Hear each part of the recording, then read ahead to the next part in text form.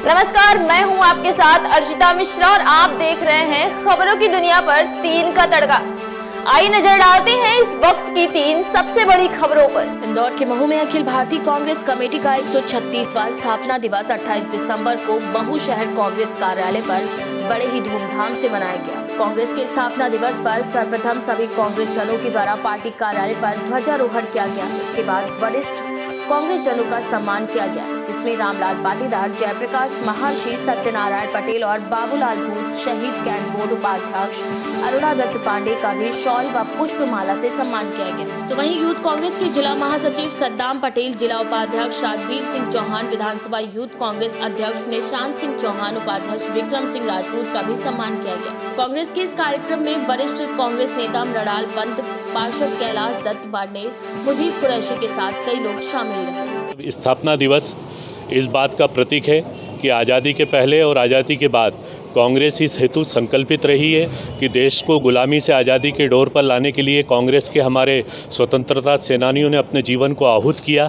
अब जो कांग्रेस की पीढ़ी है वो इस बात के लिए संकेत है कि हम कांग्रेस को जीवित रखने के साथ ही साथ इस बात की भी प्रतिज्ञा लें कि भारत माता के आंचल पर कहीं कोई दाग ना पहुँचे। कुछ ऐसे विघटनकारी तत्व जो इस देश में हावी हो रहे हैं, जो व्यावसायिक तत्व हावी हो रहे हैं, कांग्रेस के सिपाही ने आज़ादी के पहले भी उनका मुकाबला किया। आज़ादी के बाद कांग्रेस का प्रत्येक सिपाही आज के दिन संकल्पवान होता है, प्रतिज्ञा लेता है और प्रतिज्ञा हम इस बात की लेते हैं कि हम देश के लिए, भारत माता के लिए अपने आप को समर्पित रखेंगे और जीवन के अंतिम क्षण तक, अंतिम सांस तक कांग्रेस के लिए हम लड़ाई लड़ते रहेंगे।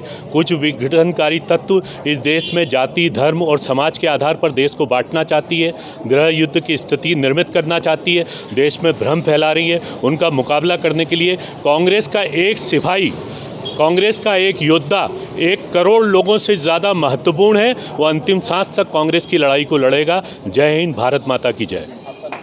योगेश यादव, उपाध्यक्ष मध्य प्रदेश कांग्रेस कमेटी। इंदौर की महू से केकेडी न्यूज संवाददाता संजय वर्मा की रिपोर्ट।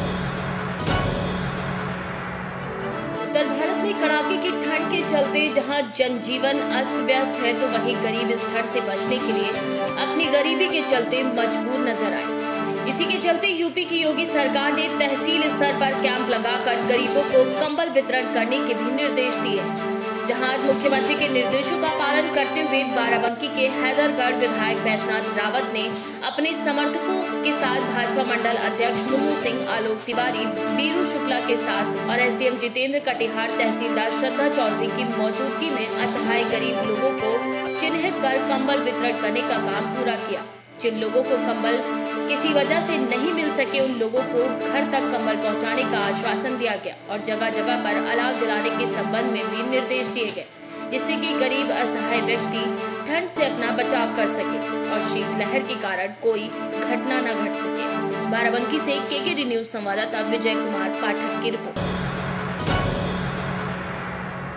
छत्तीसगढ़ की रायगढ़ जिले में प्रशासनिक निष्क्रियता के चलते औद्योगिकरण का खुला विरोध शुरू हो चुका है। इसी क्रम में तमनार ब्लॉक के बजरमुड़ा के ग्रामीणों ने अदानी प्रबंधन का जमकर विरोध करते हुए एसडीएम खरगोड़ा के कार्यालय के समक्ष उपस्थित हुए, जहां सैकड़ों की संख्या में ग्रामीण एसडीएम के नोटिस के खिलाफ एसडीएम कार्यालय खरगोड़ा का घेराव किया गया। इस बीच ग्रामीणों का कहना था कि जल, जंगल, जमीन और प्राकृतिक संसाधन में उनका सबसे पहला हक है।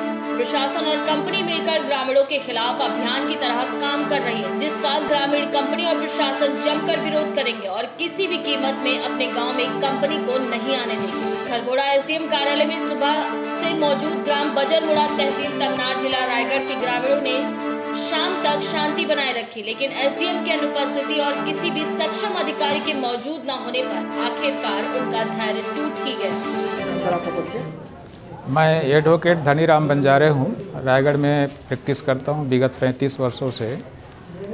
मुझे ग्राम बजरमुड़ा, तहसील तमनार, जिला रायगढ़ के निवासी लोग फ़ोन करके बताए और 1-2 साथी मेरे घर आकर के बताए कि हम लोगों को नोटिस मिला है कि हमारी भूमि, मकान, वृक्षों का प्रतिकर राशि निर्धारण कर दिया गया है एसडीएम कोर्ट खरगोड़ा से, और उस पर आपत्ति के लिए 28/12 का समय निर्धारित किया गया है।